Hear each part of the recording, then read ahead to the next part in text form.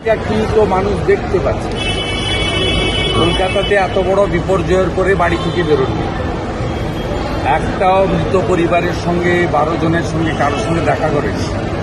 এনার একজন মন্ত্রী আছে যিনি 50% লোককে উর্দুতে কথা বলাতে চান, তিনি একজনের বাড়িতে গেছেন। নাটকবাজি লোক জানে না। উনি এখানে নাচবেন বলে রেড রোডে, সেই জন্য তার প্রায়োরিটি 1 ছিল নাচতে হবে। টালিগঞ্জের কিছু চটি চাটাকে নিয়ে নাচতে হবে। কিছুজনকে জোর করে এনেছে, আর কিছুজন সেবা নিতে উচ্ছিষ্ট গ্রহণ করতে। বারবার আদিবাসী নেতারা আক্রান্ত হচ্ছে, ওনাদের দলে আক্রান্ত হচ্ছে। তৃণমূল বলে তারা আদিবাসী প্রেমী, সেটা কি ভুয়ো দাবি? খগেন মুর্মুর রক্ত যদি ভুয়ো হয়ে থাকে তাহলে আমার বলার কিছু নেই। না, তৃণমূলের এই যে তৃণমূলের আদিবাসী প্রেমটা আদিবাসী প্রেম কি আদিবাসীদের জন্য কি করেছে? সবসময় বলছে তো আদিবাসী পিটিয়ে মেরেছে ডাক্তার সোরেনকে দেবরাত, আবগারি পুলিশ। সুবল সোরেন মারা গেছে, তার যোগ্য শিক্ষকের চাকরিটা কেড়েছে। পুরুলিয়ার পাহাড়ের পর পাহাড় বেচে দিয়েছে। 30,000 মূলত আদিবাসী আর নেপালি যারা চা বাগানের শ্রমিক, তাদের কেরালা এবং আসাম যেতে বাধ্য করিয়েছে। বড় বড় কথা বলছে। খগেন মুর্মুর যে রক্ত, এই রক্তে প্রায়শ্চিত্ত মমতা ব্যানার্জিকে করতে হবে কয়েক মাস। নমামি গঙ্গে প্রকল্প নিয়ে মুখ্যমন্ত্রী প্রধানমন্ত্রী কটাক্ষ করলো, কিন্তু আজ জলসম্পদ কেন্দ্রীয় জলসম্পদ মন্ত্রক কত নমামি গঙ্গে প্রকল্পে কত টাকা দিয়েছে পাই টু পাই হিসাব এবং তথ্য দিল।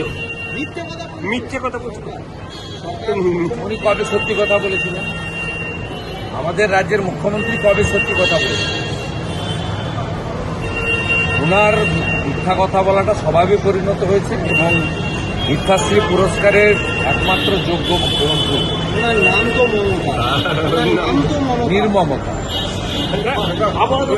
আবহাওয়া দপ্তরের তো পূর্বাভাস দিয়েছিল এবং পূর্বাভাস দিয়েছিল, কিন্তু সেই সমস্ত বিষয়ে আবহাওয়া দপ্তর দেওয়ার পরেও এই রকম বিপর্যয় সামলাতে পারলো না রাজ্য সরকার। প্রায়োরিটি ছিল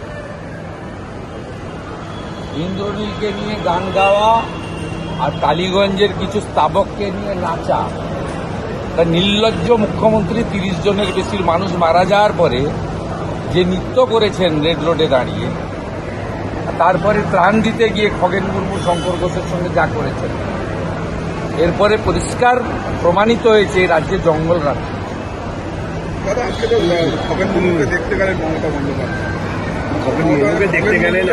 তার উত্তর আমি হসপিটালের সামনে দাঁড়িয়ে দিয়েছি।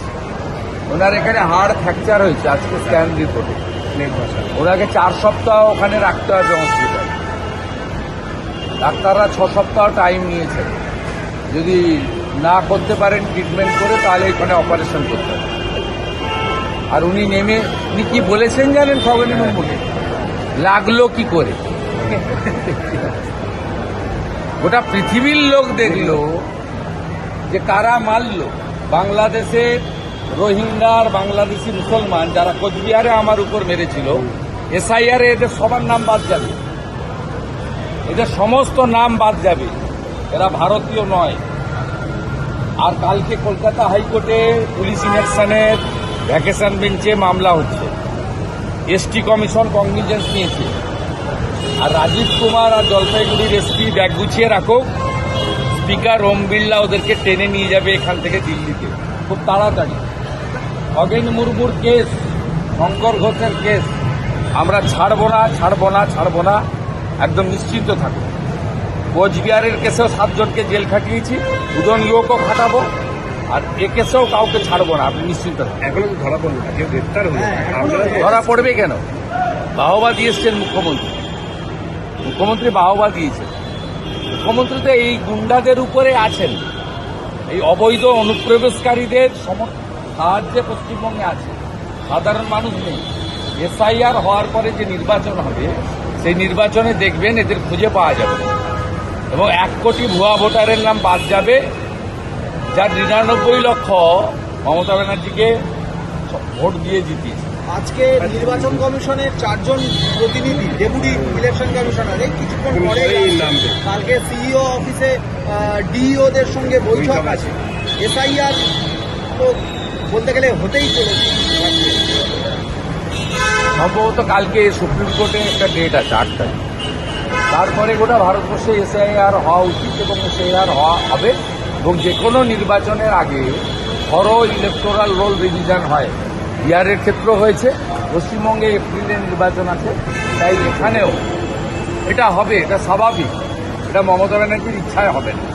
ইলেকশন কমিশনটা তৃণমূল কংগ্রেসের পৈতৃক সম্পত্তি নয়, সাংবিধানিক বডি, তারা নিয়ম মেনে চলে।